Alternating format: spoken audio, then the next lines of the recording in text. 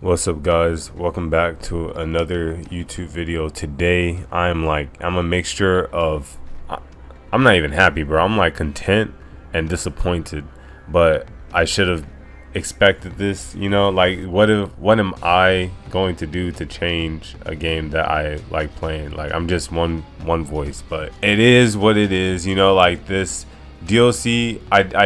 I knew it was going to come out on the 21st, for it still being like the last window, like the last section of the expected window. It not only bothers me because why did it take that long, and then two, we thought they were adding more than what we thought with the previous DLCs. You know what I'm saying? Like, it's crazy that for this last pack that the delay, they didn't hype up nothing. Now we know why they didn't hype up anything, because it legit has less content than the previous two DLCs, and that's crazy. And no explanation, they're just gonna drop it with patch notes and just, here you guys go, pick it up. Like, it's crazy. Like, we bought a season pass and it took all year round. It didn't, like, season pass is supposed to last for a season. It's supposed to get you through a season, but I guess for Bandai, fall can last all year. It should not take a whole year. It should be a season pass.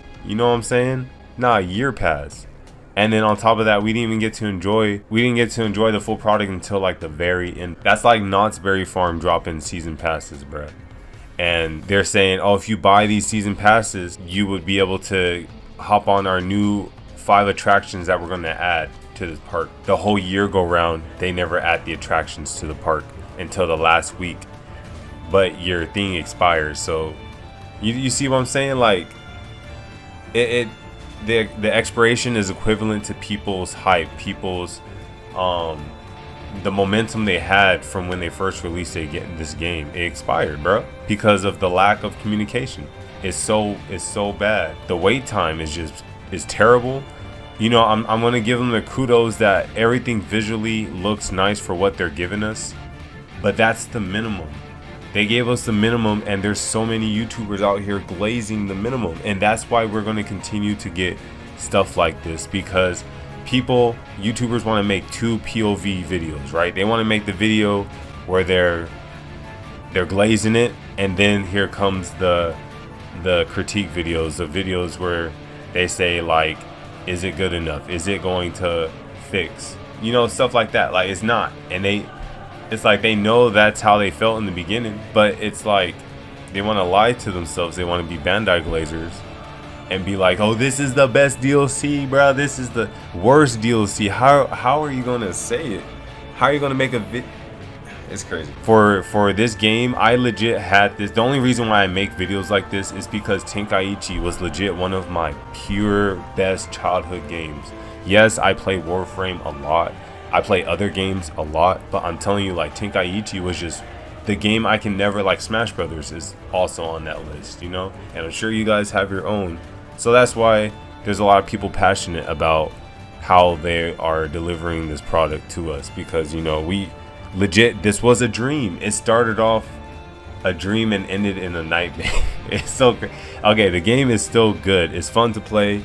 Don't look at when people say about the Steam numbers and all that stuff. Like, this game, if Tenkaichi 3 had those numbers, you would see the same amount, because people played the game offline anyway. This is how the game was made.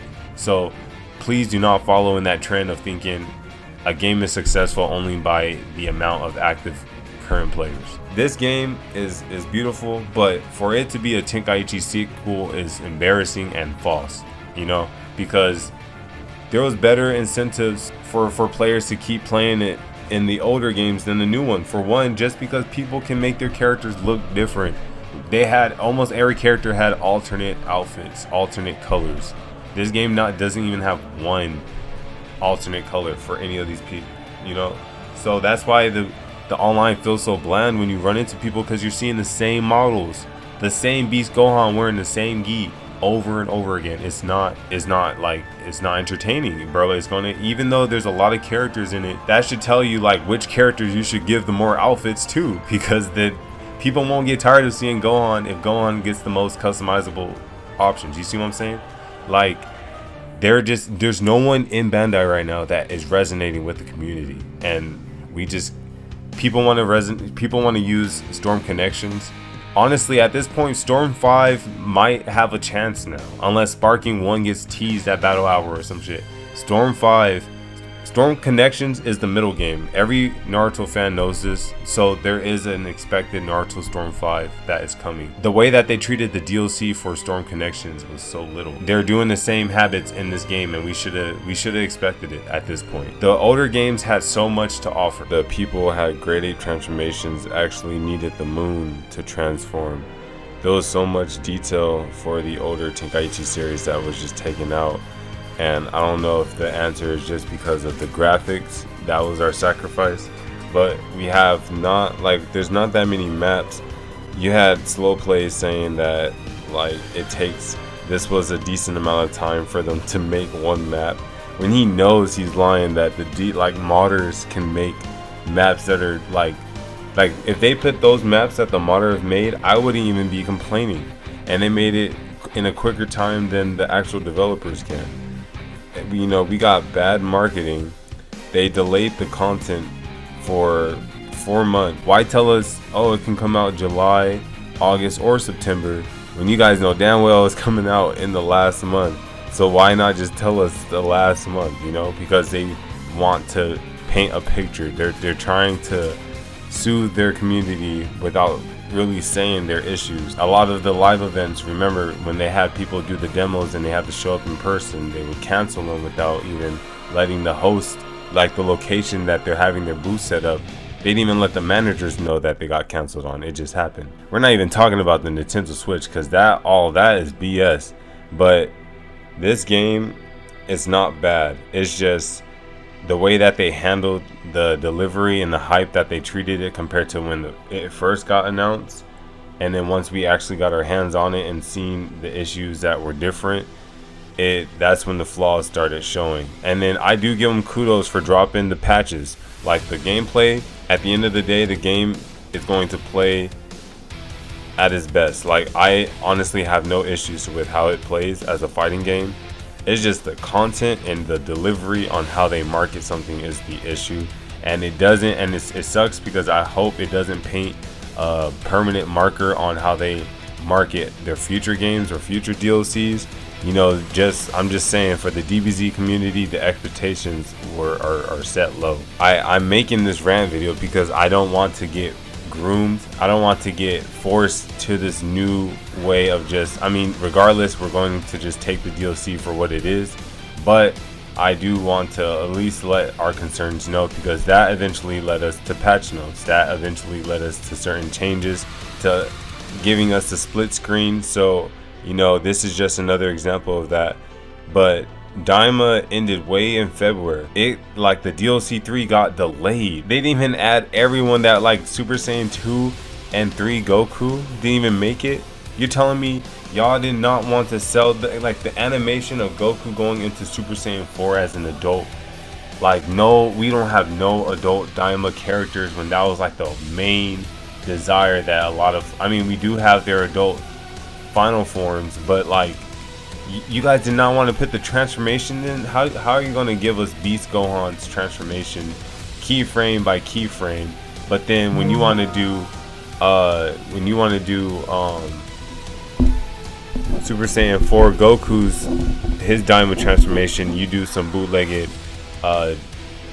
Daima opening reference. You low-key tease players by thinking we're going to get some Tanagami footage, but nah, it's just, that's Goku's intro screen. It could be his outro screen, I'm not sure, but it does look like it's his intro screen, where, you know, I don't know, because it was like they didn't even use the Dragon Balls for that form, so the Dragon Balls legit have no key reference to that form except saying, oh, he came from the demon realm. It's so stupid. Like, you went all out on giving us Vegeta Daima Mini 1, 2, and 3. Like, why do we have 2 in there? Isn't it like that? It's crazy. Pansy and and Glorio probably made it in there just for Mira and Toa reference. The Tenkaichi series is known for having like wacky characters at the same time, but why them? Why not Tanagami? For Dragon Ball Legends, they only dropped Tanagami 1 and they just stopped, or not even Tanagami 3. And the reason why they only dropped Tanagami 3 is because they wanted to capitalize off of how Daima kind of went crazy with his fight with Goku. You know, like people didn't really get the craziness of Daima until the Tanagami fight happened. And that's why Dragon Ball Kakarot only released Daima Part 1 where it ends at that fight. Like, it's so crazy that they choose like just the first Tanagami and they have to break apart this DLC into 2 parts. Like, that is such a cliffhanger to only give us Goku going up to Super Saiyan 1. Barely 2 for that DLC. And yeah, it was just weird. Like, the distribution of the characters, how they didn't even give us Goku mini Super Saiyan 4. So now we have to share the Super Saiyan 4 hype with the adult Super Saiyan 4 hype. And it's like, low-key, the mini transformation look way better than the adult. It's crazy. And you know, it's like they only put effort into games that they know they can monetize off of their community. Like, if you look at Dokkan, if you look at Legends, if you look at Genshin Squadra, they have crazy customization features, but it's like they only put those efforts into games that has that game model structure to them. So it does feel abandoned that our traditional series got treated this way. And I do apologize for those who had such high expectations for this game. I mean, it is a good game. Even if you're a new player thinking about getting this game, I highly recommend it. It's forever going to be the best looking Dragon Ball Z game to this date, and the most accurate combat, or Sparking Zero's first attempt to just get their foot in the door to revive the Tenkaichi series, and then Sparking 1 might save the day. I don't know. But if they do plan to sell weaker characters, I don't know if they have future free DLC content planned for this game. That would be amazing. They are supposed to show up in Battle Hour, so I don't know if, you know, they're going to showcase more DLC planned, but how would they make it wantable would be the big question. So collabs with other things and other Dragon Ball Z franchises would be the best option. You know, stop being afraid of your created characters that you create for these franchises. You know, Dragon Ball Legends, like I said, they only put effort into monetization. You got that alien species. We had Android 21. We had all of these other like new characters that we never seen before. But, you know, Raging Blast, you guys had Spapple, you had Hachiyak, Vegeta Super Saiyan 3, Broly Super Saiyan 3, like, to just continue having fun like that.